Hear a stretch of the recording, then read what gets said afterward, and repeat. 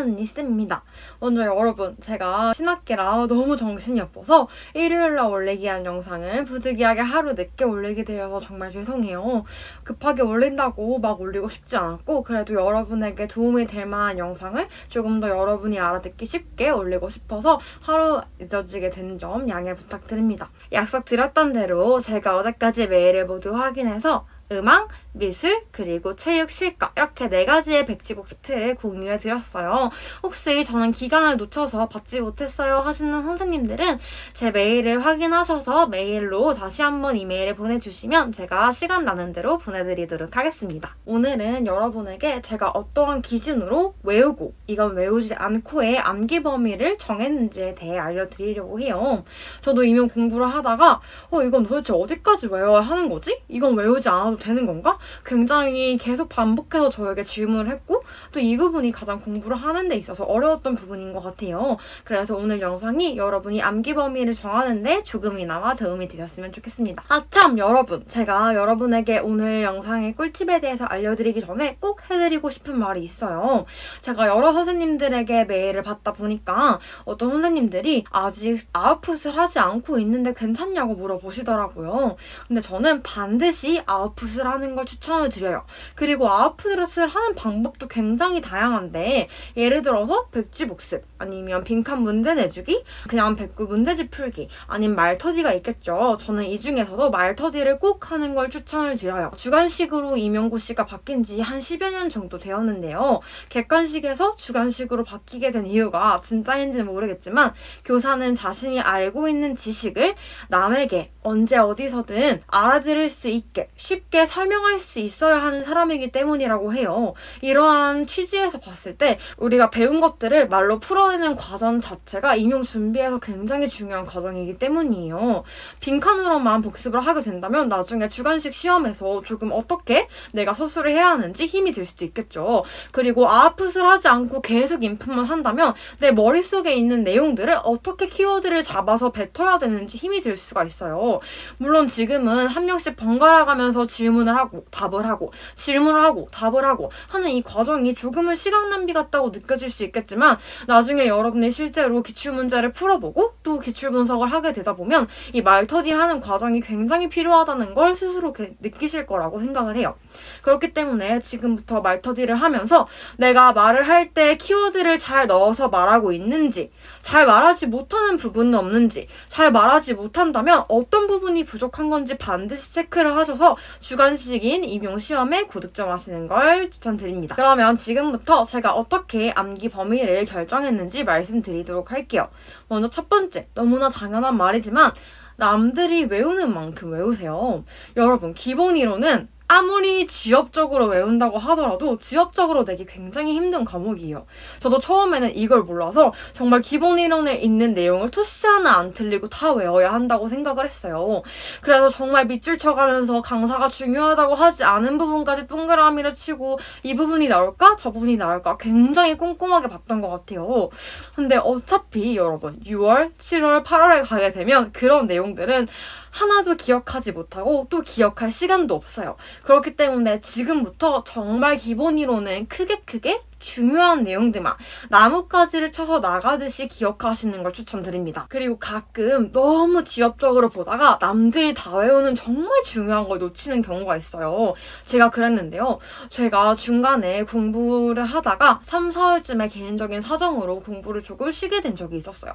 이렇게 하니까 남들보다 뒤처진 것 같아서 너무 불안한 거예요. 그래서 오히려 이럴수록 남들이 보는 걸 봤어야 하는데 내가 남들이 안 보는 것까지 다 봐야지 라는 욕심에 오히려 남들이 안 보고 중요하지 않은 부분들을 깊게 파고든 거예요. 그렇게 하다 보니까 진짜 와, 너 이런 것까지 외웠어? 하는 부분은 정말 잘 알고 있는데 진짜 당연히 외워야 했던 국어의 평가 방법이라든지 아니면 체육의 앞에 교육과정의 큰 틀이라든지 이런 것들을 외우지 못했더라고요. 그렇기 때문에 여러분, 허드물을 파는데 시간을 낭비하지 마시고 남들이 다 외우는, 그리고 남들이 다 치중하고 있는 그 부분을 먼저 외우시고 시간이 남는다면 다른 것에 투자하시는 걸 추천드려요. 그리고 두 번째는 불안하지 않을 만큼 외우기예요.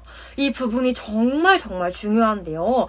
임용고시는 양이 너무 방대하기 때문에 절대로 모든 범위를 다 외울 순 없어요. 시간이 지나다 보면 분명히 포기하는 것들이 생기게 되고 또 이 포기하는 거에 대해서 불안감이 생기기도 해요. 근데 저는 이 불안감이 생기지 않을 정도로 외우라고 추천드리고 싶어요. 어떤 분들은 너무 꼼꼼해서 끝까지 버리지 못하고 정말 하나하나 외우는 분들이 계신데 그러면 굉장히 자신을 고문시키는 거겠죠. 그렇기 때문에 내가 취사 선택을 해서 비교적 이게 더 중요하니까 나는 안 중요한 걸 조금 버리고 중요한 부분에 더 시간을 투자해서 점수를 얻겠어. 이런 식으로 전략이 필요한 것 같아요. 예를 들어서 설명을 드리면 저는 서울을 쳤음에도 불구하고 교육과정을 굉장히 조금 외웠다고 말씀을 드렸잖아요. 이 이유는 기출분석을 쭉 해보니까 교육과정에 대한 비중이 많이 줄어들고 있는 것 같았어요. 그리고 제가 교육과정을 아무리 많이 외운다고 하더라도 각 과목당 1점 이상의 점수가 나오진 않을 것 같은 거예요. 그래서 남들이 정말 다 외우는 성취기준, 네트표, 그리고 몇 가지 과목의 밑교학방 이런 것들을 빼고는 암기하지 않았어요. 차라리 이런 것들을 암기할 시간에 내가 강론과 기본이론에 조금 더 투자를 해야겠다라는 생각이었어요. 물론 교육과정을 외우지 않고 남는 시간에 놀면 절대 안 되겠죠. 그래서 저는 교육과정보다는 강론과 기본이론에 그리고 기본이론보다는 강론에 조금 더 치중을 많이 했습니다. 저는 실과 교육과정을 아예 외우지 않았는데요. 이거에 대한 근거는 실과가 2015 개정되면서 성취기준이 굉장히 길어졌어요. 이렇게 긴 성취기준을 내는 데는 아무래도 무리가 있겠죠. 그리고 이 실과 성취기준을 내가 버린다고 하더라도 일정을 버리고 나머지 문제는 다 맞겠다라는 생각이었어요. 그래서 실과 부분에서는 다른 타강사 듣는 친구들하고 어떤 걸 안 배웠는지 공유도 하고 그리고 강론 부분에서 스태트를 보면서 내가 모르는 부분은 없는지 배우지 않은 부분은 없는지 그리고 또 실과 지도서를 본 언니들이랑 교차 스터디를 하면서 실과 지도서에서 내가 배우지 않은 부분은 없는지 꼼꼼히 체크했던 것 같아요. 그래서 저는 오히려 실과를 이렇게 교육과정을 선택하지 않고 다른 부분을 선택했던 게 훨씬 더 도움이 되었던 것 같아요. 여기에서 정말 주의할 점은 내가 버린 것을 뒤돌아보지 않아야 해요. 어떤 사람들은 내가 이걸 버렸는데 너무 불안한 나머지 완전히 버리지도 못하고 안 버리지도 못한 애매한 상태가 되는 사람들이 있어요. 이렇게 되면 시간을 아끼는 것도 아니고 낭비하는 것도 아니고 그렇다고 제대로 다른 공부를 하지도 못하고 굉장히 이조도도 아닌 상태가 되어버려요. 그렇기 때문에 내가 이거는 안 해도 될 것 같아. 이거는 내가 버려도 불안하지 않아 라고 하시는 과목은 절대 찔끔이라도 살펴보지 마시고 과감하게 버리는 걸 추천드립니다. 그리고 또 저는 사회에서 역사 과목을 아예 버렸었는데요. 역사 과목은 인강도 아예 듣지 않고 정말 통째로 버렸어요. 어떻게 그렇게 자신감 있게 하실 수 있었어요? 라고 물어본다면 정말 시간이 너무 없었어요. 시간이 너무 없는데 이 역사를 다 안고 가기가 너무 힘이 든 거예요. 그리고 사실 저희 한국사 자격증 다 땄잖아요. 한국사 자격증을 딴 수준으로만 내가 역사적 지식을 가지고 있어도 충분할 것 같다는 생각이 들었어요.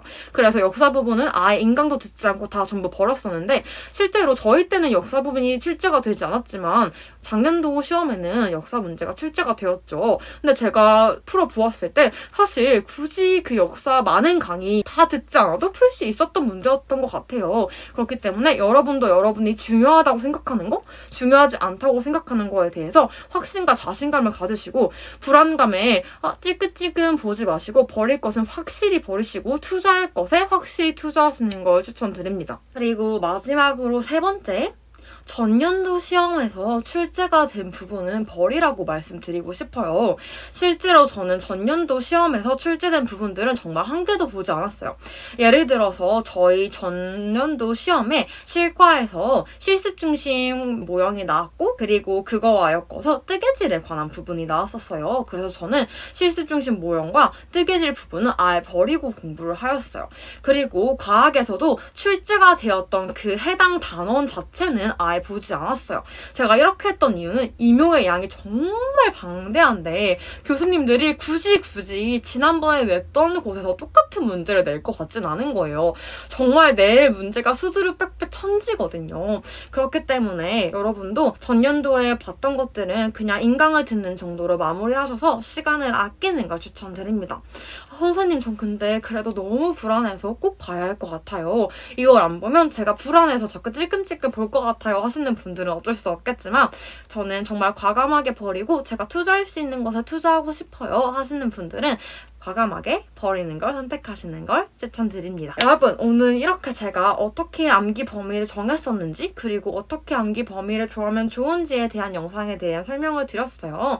그리고 제가 앞으로 공유할 자료들에 대해서 조금 설명을 드릴게요. 제가 이전에도 말씀드렸던 타강사랑 관점 공유를 했던 과목들이 몇 가지 있어요. 음악이나 미술, 실과 이런 지엽적인 부분에서 나올 수 있는 것들에 대한 파일을 공유해 드리도록 할게요.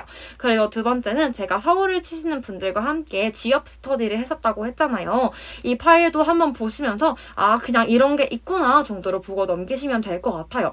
사실 임용은 언제 어디서 출제할지 모르기 때문에 넓고 얇게 보는 건 좋은 것 같아요. 그 넓은 걸 너무 깊게 파려고 하지만 않는다면 여러분에게 충분히 도움이 되실 거라고 생각합니다. 그럼 여러분 모두 다 코로나 조심하시고 그리고 공부 화이팅 하세요. 저는 다다음 주에 또 새로운 영상과 자료로 찾아뵙도록 하겠습니다. 모두 화이팅!